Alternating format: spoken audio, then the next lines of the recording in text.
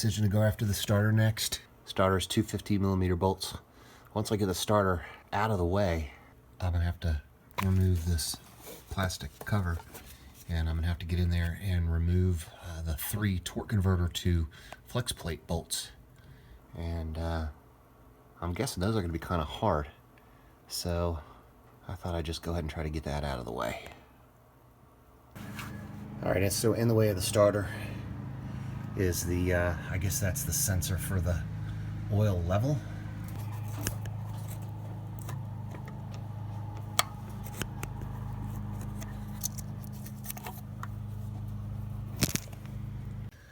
Alright, so now with that SOB out of the way, I'm going to go after these 2 13mm bolts holding the starter in.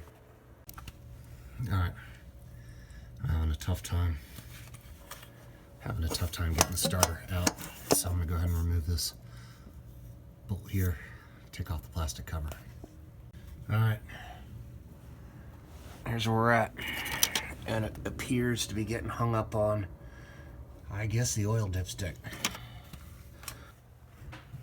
And this blue one is a 1/2.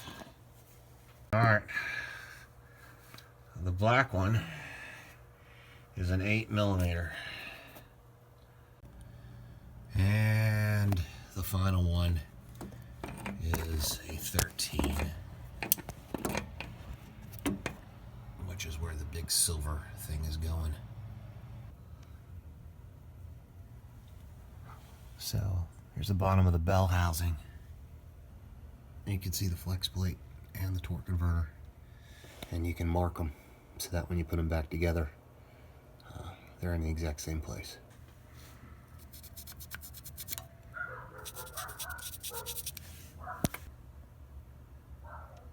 Flex plate, torque converter. Okay. With the starter removed, we can go after the 3 torque converter flex plate bolts, and I'm going to use a 3/8 ratchet with a little cheater bar and see if I can't get that broken loose. Okay, I am going to have to remove this front rut guard, 5 15mm bolts, so that I can get access, to the crankshaft bolt, because when I try to torque that bolt, it just spins the flex plate. It just spins the flex plate. So I don't have much luck doing that, and I don't want to strip it. Okay, I have moved the rock guard, which is giving me easy access to the crankshaft bolt. Now, I've got electric fans, so if you've got a mechanical fan, you're going to have a bunch of stuff in your way. To get to the crankshaft bolt, you're going to have the upper fan shroud right here. You wouldn't even be able to see it because you'd be looking at the lower fan shroud. So in order to be able to get access to that crankshaft bolt, you need to remove the upper fan shroud, the lower fan shroud, and you need to get the mechanical fan off of there, which you'll probably need a strap wrench to do that as well. But fortunately for me, with electric fans, I don't have to do any of that nonsense. Alright, so here's what I can tell you.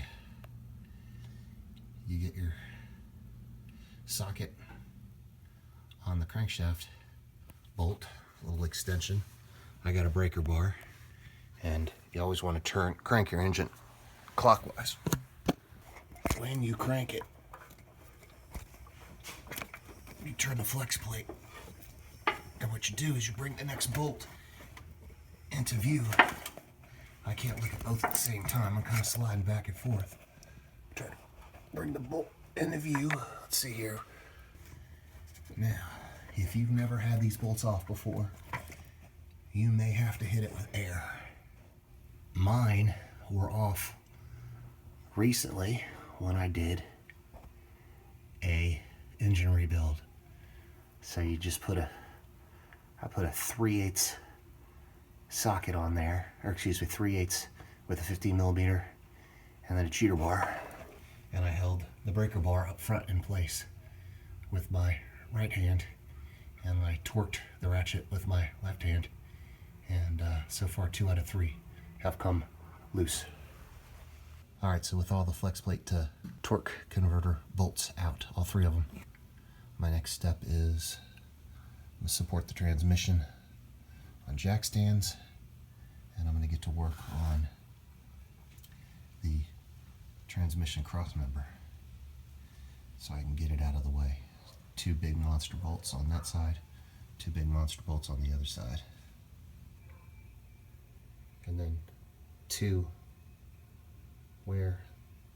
transmission mounting bolts. Alright, I got the transmission supported by the trans jack, and I'm going to sneak in here and undo these 2 bolts. Okay.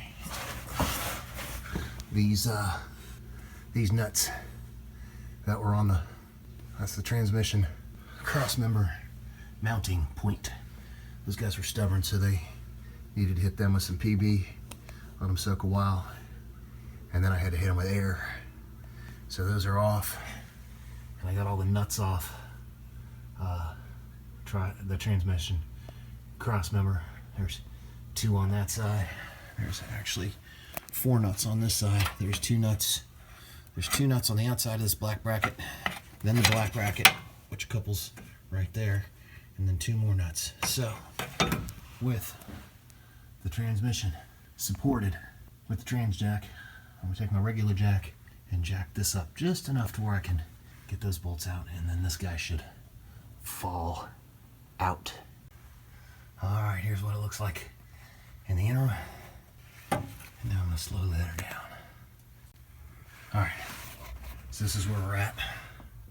Alright, I've lowered this down partially, and essentially what happens is transmission and everything comes down until the rear of the transfer case hits the torsion bar crossmember thingy. So I can get this completely out of the way, which also means that I can get the exhaust completely out of the way. Alright, so just a matter of kind of slowly twisting and pulling and twisting and pulling.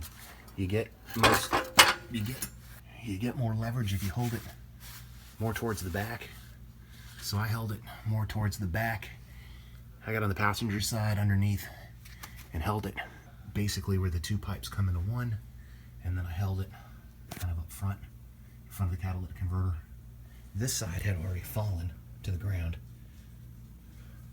and it doesn't have as much stuff in its way when it falls to the ground as the other side does. So this side kind of gently, this side came down first, and then I gently twisted and pulled back to get that side out.